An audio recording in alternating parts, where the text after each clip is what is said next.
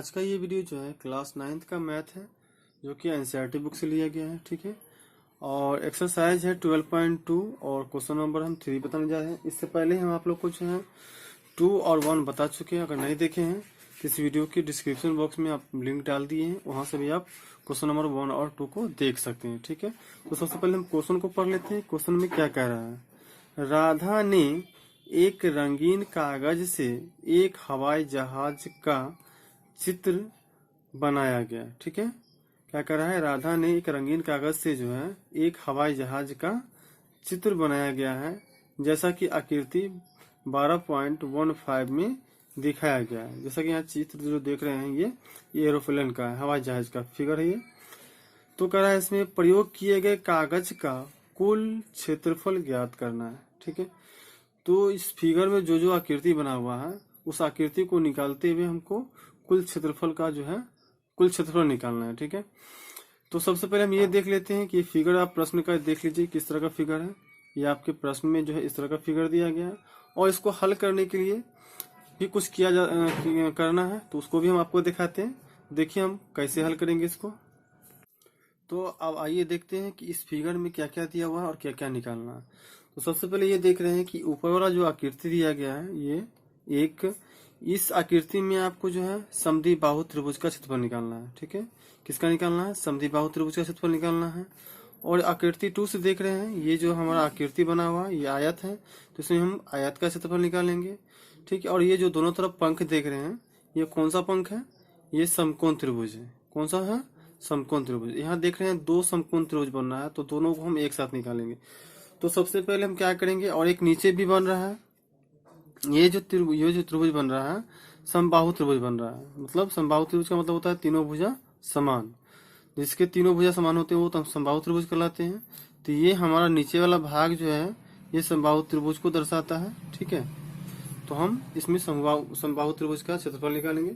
तो देखते हैं एक एक करके हम जो है सबसे पहले तो हम निकालेंगे। सबसे पहले फिगर नंबर 1 से जो निकालेंगे, भाग 1 से, तो भाग 1 में आपका दिया गया है समद्विबाहु त्रिभुज, यानी कि समद्विबाहु त्रिभुज का क्षेत्रफल निकाल के उसके बाद हम इसको अलग कर देंगे। फिर भाग 2 का निकालेंगे, फिर भाग 3, भाग 4, इस तरह से सबका क्षेत्रफल निकाल के फिर क्या करेंगे, सबको लास्ट में जोड़ देंगे। ठीक है, तो सबसे पहले भाग 1 का क्षेत्रफल निकालेंगे। तो भाग 1 में देख रहे हैं क्या है, ABC हमारा जो त्रिभुज बन रहा है वो कौन सा त्रिभुज बन रहा है, आपको पहले ही बता चुके हैं, ये समद्विबाहु त्रिभुज बन रहा है। समद्विबाहु त्रिभुज का मतलब होता है जिसकी 2 भुजा समान हो और एक भुजा असमान हो, वो समद्विबाहु त्रिभुज कहलाता है। तो भाग 1 में दिया गया है समद्विबाहु त्रिभुज। तो लिखेंगे सबसे पहले हल देखिए हम, भाग 1 चूंकि पहला निकाल रहे हैं, तो भाग 1 का क्षेत्रफल निकालने के लिए क्या करेंगे, भाग 1 का क्षेत्रफल बराबर उनका क्षेत्रफल बराबर समद्विबाहु त्रिभुज। चूंकि समद्विबाहु त्रिभुज का चित्र दिया हुआ है, तो लिखेंगे समद्विबाहु त्रिभुज, समद्विबाहु त्रिभुज। कौन सा त्रिभुज बन रहा है, ABC बन रहा है। ABC का क्षेत्रफल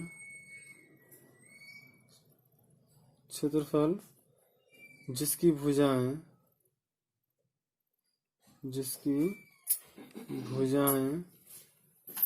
कितना कितना दिया गया है। समद्विबाहु त्रिभुज में तो जानते हैं कि 2 भुजा समान होता है, तो और एक भुजा असमान होता है। तो ये भुजा हमारा जो है कितना है, 1 है। कितना है, 1 है। ये 1 होगा, तो ये भी क्या होगा हमारा 1 सेंटीमीटर होगा। तो जिसकी भुजाएं हमारा क्या हो जाएगा, पहला 1 सेंटीमीटर है, उसके बाद है दोनों भुजा 5-5 है, तो लिख सकते हैं इसमें 5 सेंटीमीटर और 5 सेंटीमीटर, 5 सेंटीमीटर। आपको पता है कि समद्विबाहु त्रिभुज का सूत्र क्या होता है, नहीं पता है तो आप यहाँ से भी जान सकते हैं कि समद्विबाहु त्रिभुज का जो रूल होता है, समद्विबाहु त्रिभुज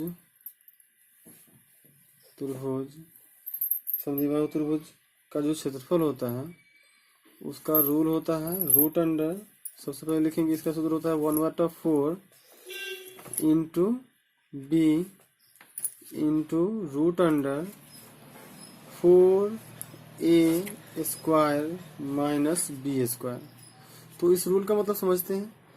ये रूल का यूज तब होता है जब समद्विबाहु त्रिभुज का दो भुजा एक समान होता है, ठीक है, और एक भुजा असमान होता है। तो ए जो हमारा जो है समद्विबाहु त्रिभुज का जो है एक समान भुजा को दर्शाता है और बी जो है असमान भुजा को दर्शाता है, ठीक है। तो हम इसका हल करेंगे, इस तरह से लिखेंगे 1/4 इंटू बी जो है असमान भुजा बोले हैं, तो बी का मान कितना हो जाएगा 1 इंटू √4 इंटू, और हम ए का मान क्या बताए थे कि समद्विबाहु भुजा जो होता है जिसके दो भुजा एक समान होते हैं उसको हम ए मानते हैं। तो ए का मान हमारा क्या हो जाएगा 5, तो 5 का स्क्वायर कर देंगे यहाँ पर, और माइनस बी का मान कितना है 1, तो 1 का स्क्वायर कर देंगे। उसके बाद जो है 1/4 इंटू 1 इंटू √4, और 5 का स्क्वायर कितना होगा पता ही है, 5 का स्क्वायर कितना हो जाएगा 25, यानी कि 25, और 1 का स्क्वायर कितना होगा 1। इस तरह से हमारा 1/4 इंटू 1 इंटू 25 को 4 से गुना करेंगे कितना होगा 25 चौका 100, और 100 में से फिर 1 को क्या करेंगे माइनस कर देंगे, तो कितना हो जाएगा हमारा, और 1 को 1 से गुना करेंगे तो 1 ही होगा, 1/4 यहाँ लिख सकते हैं गुने, और 100 में 1 घटा देंगे तो कितना हो जाएगा हमारा √99, ठीक है। और 99 का वर्गमूल कितना होगा, 99 का जो वर्गमूल हो जाएगा हमारा, तो 99 को 1 से गुना करेंगे तो कितना होगा √99 और बट्टा 4। √99 को 4 से डिवाइड करेंगे तो समथिंग जो है हमारा मान निकल के आएगा 2.5 वर्ग सेंटीमीटर, ये लगभग में। तो ये आपका जो है भाग 1 का मान निकल के आया। अब हम भाग 2 निकालेंगे, फिर भाग 3 निकालेंगे, फिर भाग और 4 और 5 जो है दोनों का मान हम एक साथ निकालेंगे। और इस तरह से चैनल पर नए हैं तो सब्सक्राइब जरूर करेंगे, लाइक और कमेंट करना तो बिल्कुल ना भूलेंगे। लाइक और कमेंट आप करते नहीं हैं तो आप लाइक और कमेंट करना तो बिल्कुल ना भूलेंगे। तो देखते हैं अगला। अब लिखेंगे भाग 2 का क्षेत्रफल, ठीक है। भाग 1 का क्षेत्रफल निकाल चुके हैं, अब क्या निकालेंगे भाग 2 का क्षेत्रफल, ठीक है। तो भाग 2 का क्षेत्रफल, भाग 2 का क्षेत्रफल, तो भाग 2 का क्षेत्रफल बराबर क्या लिखेंगे, भाग 2 में हमारा कौन सा बन रहा था, आयत बन रहा था, तो लिखेंगे आयत BCIH,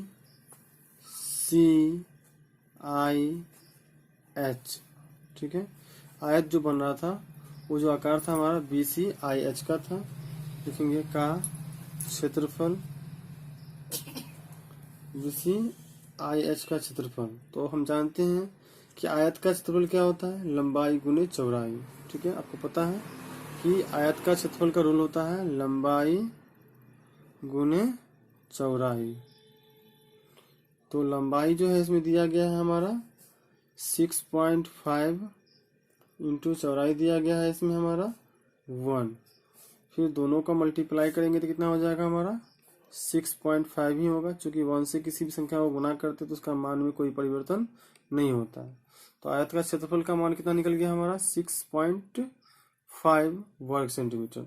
ये भाग 2 निकल गया। अब क्या निकालेंगे भाग 3। तो भाग 3 का क्षेत्रफल निकालने के लिए क्या करेंगे, भाग 3 का क्षेत्रफल, तो भाग 3 का क्षेत्रफल में क्या बताए थे आपको कि उसमें हम 3 समबाहु त्रिभुज बनता है, ठीक है। तो एक समबाहु त्रिभुज के लिए जो हम मान निकालेंगे उसको हम क्या करेंगे 3 से गुना कर देंगे, तो हमारा 3 समबाहु त्रिभुज का मान निकल जाएगा। तो हम 3 समबाहु त्रिभुज का क्षेत्रफल निकालने से अच्छा है कि हम उसको क्या करेंगे 3 से गुना कर देंगे। तो लिखेंगे भाग 3 का क्षेत्रफल बराबर 3 गुने समबाहु त्रिभुज का क्षेत्रफल, समबाहु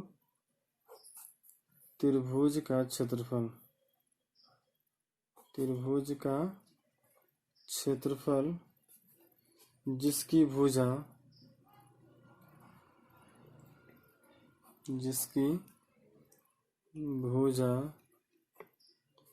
कितना है 1 सेंटीमीटर है, जिसकी भुजा कितना है 1 सेंटीमीटर, किसकी समबाहु त्रिभुज का। और समबाहु त्रिभुज का रूल क्या होता है, समबाहु त्रिभुज का जो रूल होता है √3/4 गुनी भुजा स्क्वायर। और यहाँ तीन समबाहु त्रिभुज है तो हम क्या बोले थे 3 से गुना कर देंगे। और समबाहु त्रिभुज का जो रूल होता है √3/4 गुने भुजा स्क्वायर, तो 3 से गुना कर देंगे तो हमारा तीनों समबाहु त्रिभुज का जो है क्षेत्रफल का मान निकल जाएगा, जिसमें हमारा एक जो है इसका भुजा है। तो 3 × √3/4 गुने, अब भुजा कितना है 1, तो 1 को क्या करेंगे, 1 का क्या करेंगे स्क्वायर कर देंगे, ठीक है, स्क्वायर कर देंगे। उसके बाद फिर इसको हम लिखेंगे 3√3, चूंकि 3 से √3 को गुना करेंगे तो क्या होगा 3√3/4, 1 का स्क्वायर करेंगे तो 1 ही होगा। और फिर 1 से इसको गुना करेंगे तो कितना हो जाएगा, 1 से किसी भी संख्या को गुना करते इसका मान में कोई परिवर्तन नहीं होता है, इससे पहले ही बताया आपको। तो इसका मान हो जाएगा 3√3/4, ठीक है।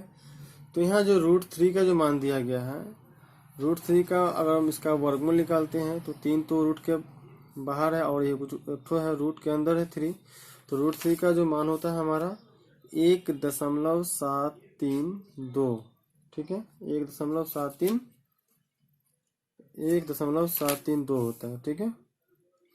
और बट्टा में कितना दिया है 4, तो 1.732 को अगर 3 से गुना करते हैं तो इसका मान हमारा आ जाएगा गुना करने के बाद 5.196/4, ठीक है।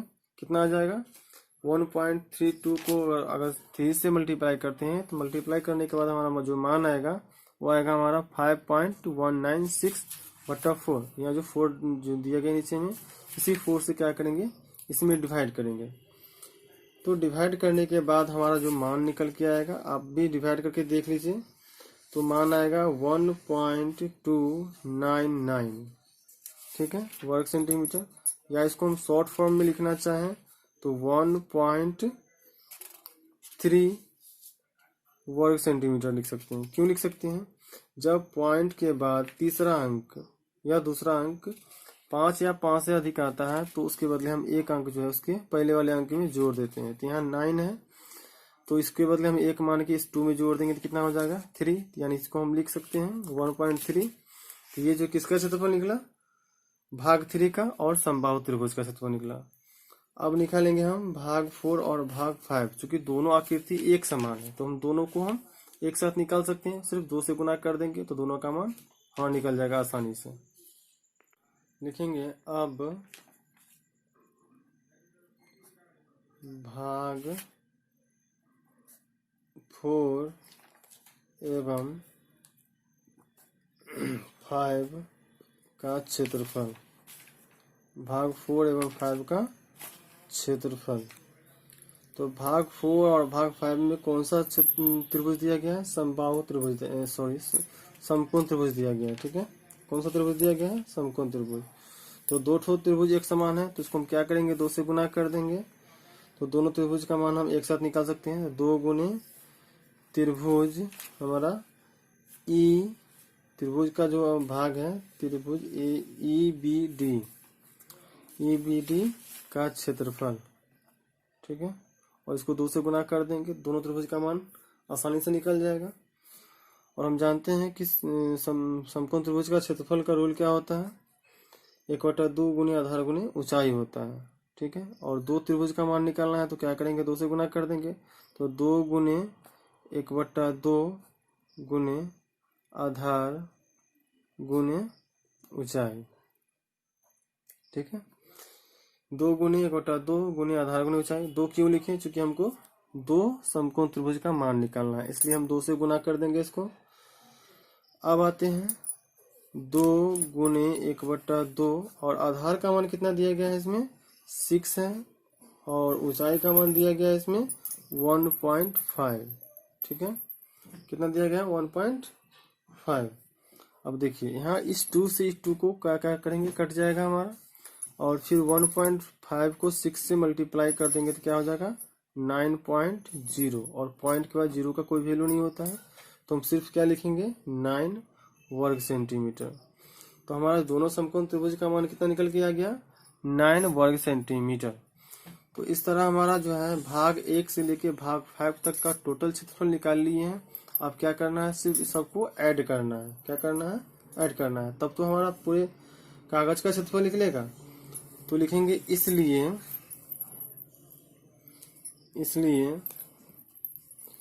प्रयोग किए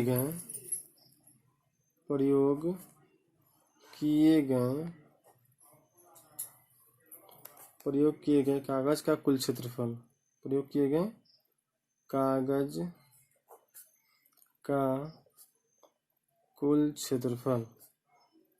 ठीक है, प्रयोग किए गए कागज का कुल क्षेत्रफल निकालने के लिए क्या करेंगे, 1 से लेकर 5 तक का जो क्षेत्रफल निकाले हैं सबको जोड़ देंगे। चाहे यहाँ पर आप लिख भी सकती हैं भाग 1 का क्षेत्रफल, भाग 1 का क्षेत्रफल जोड़ भाग 2 का क्षेत्रफल, भाग 2 का क्षेत्रफल जोड़ भाग 3 का क्षेत्रफल जोड़ भाग 4 का क्षेत्रफल, भाग 4 का क्षेत्रफल, 4 एवं 5 का क्षेत्रफल, जो कि दोनों का क्षेत्रफल तो एक साथ निकाले हैं, तो भाग 4 एवं 5 का क्षेत्रफल। ठीक है, अब जिसका जो मान निकला है उसके वो सब मान रख के सबको क्या करेंगे, ऐड कर देंगे। तो भाग 1 का क्षेत्रफल कितना निकला था हमारा 2.5 निकला था। उसके बाद भाग 2 का क्षेत्रफल का जो मान निकला था हमारा वो निकला था 6.5।